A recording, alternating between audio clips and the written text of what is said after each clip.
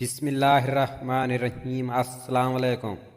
حضرت عمر فاروق رضی اللہ عنہ فرماتے ہیں، کسی کے خلق پر اعتماد نہ کر جب تک اسے غصے میں نہ دیکھ لے، کیونکہ اصلی انسان غصے ہی کی حالت میں بے نقاب ہوتا ہے۔ فتح و شکست کا انحصار فوج کی کمی و پیشی پر نہیں بلکہ اللہ تعالیٰ کی مدد پر ہوتا ہے۔ جب حرام اور حلال دونوں جمع ہو جائیں تو حرام غالب ہوتا ہے، چاہے وہ تھوڑا سا ہی ہے۔ حضرت عمر رضی اللہ عنہ کا دریائے نیل کے نام خط، یہ خط اللہ تعالیٰ کے بندے عمر بن خطاب رضی اللہ عنہ کی طرف سے دریائے نیل مصر کے نام ہے۔ اگر تو اپنی مرضی سے جاری ہے تو بے شک نہ ہو، اور اگر تو اللہ تعالیٰ کے حکم سے ہوتا ہے تو میں اللہ تعالیٰ سے دعا کرتا ہوں کہ تجھے جاری کر دے۔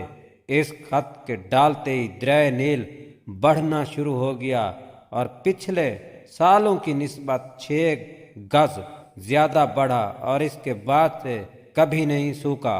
جب شام ہو جائے تو صبح کا انتظار نہ کرو، اور جب صبح ہو جائے تو شام کا منتظر نہ رہنا۔ اپنی تندرستی کے زمانے میں اپنی بیماری کے زمانے کے لیے توشہ تیار کر لو، اور اپنی زندگی میں اپنی موت کی تیاری کر لو۔ اچھے لوگوں کو آزمانے کی کوشش نہ کرنا۔ اچھے لوگوں کی مثال ہیرے جیسی ہے، جب تم انہیں ٹھوکر مارو گے تو ٹوٹیں گے نہیں، لیکن پھسل کر تمہاری زندگی سے دور چلے جائیں گے۔ حضرت عمر فاروق فرماتے ہیں، ایسے لوگوں میں تمہیں خدا سے ڈرنے اور خدا کی تعریف کرنے کی وصیت کرتا ہوں۔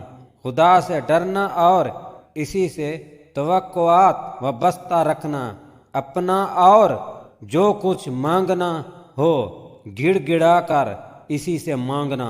حضرت عمر فاروق رضی اللہ عنہ سے روایت ہے کہ میں نے سنا رسول اللہ صلی اللہ علیہ وآلہ وسلم فرماتے تھے، اگر تم اللہ تعالیٰ پر توکل کرو جس طرح اللہ تعالیٰ پر توکل کرنے کا حق ہے، تو وہ تمہیں اسی طرح روزی دے گا جس طرح وہ پرندوں کو روزی دیتا ہے۔ وہ صبح بھوکے نکلتے ہیں اور شام کو پیٹ بھر کر واپس لوٹتے ہیں۔